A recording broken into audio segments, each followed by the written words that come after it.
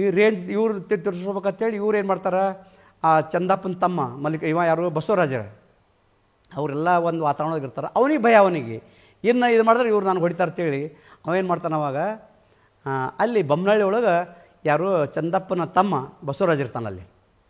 ಯಾಕಂದ್ರೆ ಬೊಮ್ಮನಹಳ್ಳಿಗೆ ಸೆಟ್ಲಾಗಿರ್ತಾರೆ. ಇಲ್ಲಿ ಯಾವಾಗ ಇಲ್ಲಿ ಹೋದ ನಂತರ ಇಲ್ಲಿ ಸೊನ್ನೆ ಹೋದ ಬಳಕ ಬೊಮ್ಮನಹಳ್ಳಿಗೆ ಹೋಗಿರ್ತಾರೆ, ಅವ್ರು ಸೆಟ್ಲಾಗಿರ್ತಾರೆ ಅಲ್ಲಿ ಏನದಲ್ಲ.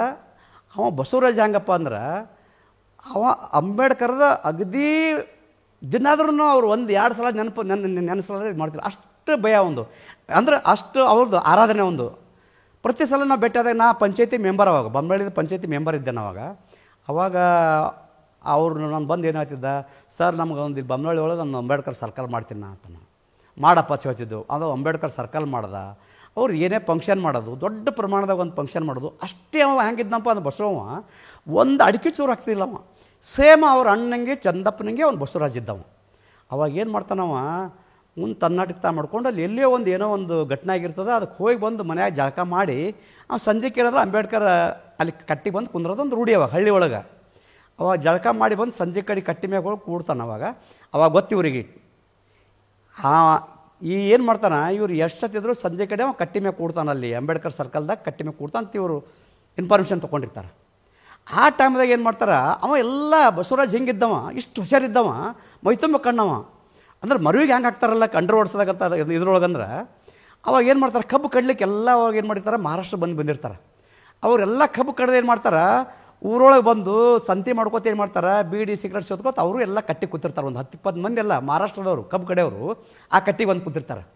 ಅವ ಬಸ್ಸು ನೋಡ್ತಾನವ, ಹಿಂಗೆ ದಿನ ಒಬ್ಬರಿಬ್ಬರು ಇರೋರು, ಅವ್ರು ಅರಿದವ್ರು ಬಂದಾರ್ತೇಳಿ ಚೌಕಸ್ ಮಾಡ್ತಾನೆ ಇವ ಹಿಂಗೆ ಎಲ್ಲ ಕಡೆ.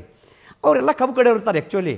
ಅದರಾಗ ಅದೇ ಟೈಪಾಗಿ ಒಬ್ಬ ಇರ್ತಾನೆ ಇನ್ಫಾರ್ಮರ್ ಅದ್ರಾಗ. ಇವೇನು ತಿಳ್ಕೊಂಡ್ಬಿಡ್ತಾನೆ ಬಸ್ಸು, ಇವರೆಲ್ಲ ಮಹಾರಾಷ್ಟ್ರದವರು ಕಬ್ಬು ಕಡೆ ಇರೋದಾರ ಅಂತೇಳಿ ಮಾಡ್ತಾನೆ ಇವ, ಕೂತ್ಬಿಡ್ತಾನವ ಅಲ್ಲಿ. ಅವಾಗ ಇನ್ಫಾರ್ಮೇಷನ್ ಕೊಡ್ತಾನವ ಬಂದಾನಂತೇಳಿ. ಅವಾಗ ಏನು ಮಾಡ್ತಾರೆ, ಏಕಾಏಕಿ ಅವ್ರು ಮಾಡ್ತಾರೆ, ಬಂದು ಏನು ಮಾಡ್ತಾರೆ, ಇವನು ಏನು ಮಾಡ್ತಾರೆ, ಬರ್ಬರವಾಗಿ ಗುಂಡು ಹಾರಿಸ್ತಾರೆ. ಗುಂಡು ಹಾರಿಸಿ ಅಷ್ಟಕ್ಕೆ ಹೊಡಲ್ಲ ಇವ್ರು ಹೆಂಗಿರ್ತದಪ್ಪ ಅಂದ್ರೆ ಸಿಟ್ಟ, ಅವನ್ನ ಕುತ್ತಿಗೆ ಕೊಯ್ತಾರೆ. ಕುತ್ತಿಗೆ ಕೊಯ್ದು ಅವ್ರನ್ನ ಏನು ಆ ರೀತಿ ಮಾಡಿ ಪಲಾಯನ ಮಾಡ್ತಾ ಬರ್ತಾರೆ ಅವರು. ಅವಾಗ ಈ ಗುಂಪಿಗೆ ಮುತ್ತುರಾಜಂದು ಬಸವರಾಜಾಗಾಯ್ತು. ಬಸವರಾಜಾಗ ಆದ ನಂತರ ಇಡೀ ಇಲ್ಲಿ ಹೆಂಗೆ ಆಗ್ಬಿಡುತ್ತಪ್ಪ ಅಂದ್ರೆ ತೀರಾ ಒಂದು ಹೆಂಗೆ ಆಗ್ಬಿಡುತ್ತಂದ್ರೆ ಒಂದು ದೊಡ್ಡ ವಾತಾವರಣ ಆಗ್ಬಿಡ್ತವಾಗ.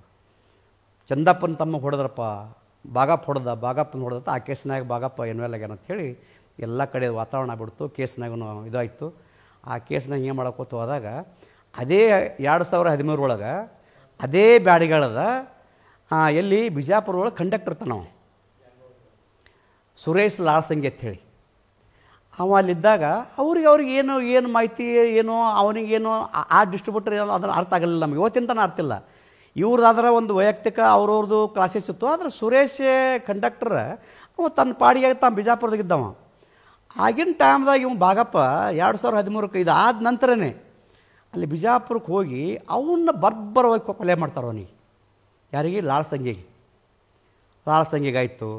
ಆದ ನಂತರ ಇವರೆಲ್ಲ ಇಲ್ಲಿ ಎಲ್ಲ ಮುಗೀತು. ಮುಗಿದ ನಂತರ ಏನಾಗ್ಬಿಡ್ತದಪ್ಪ ಅಂತಂದ್ರೆ